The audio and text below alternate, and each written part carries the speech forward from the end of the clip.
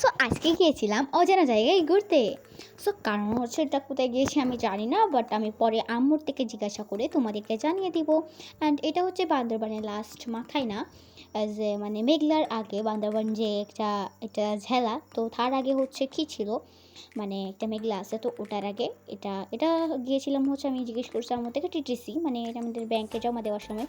So এখানে আমার আম্মু 400 টাকা আমাকে রাখতে দিয়েছিল, দ্যাট মানে ভিডিও করতে গিয়ে এটা আমি পড়ে গেছিলো। কারণ এখানে কিছু দেখলাম, মানে উপজাতি দেখলাম, অ্যান্ড হয়তো অনেকে দেখে না ওই রকম।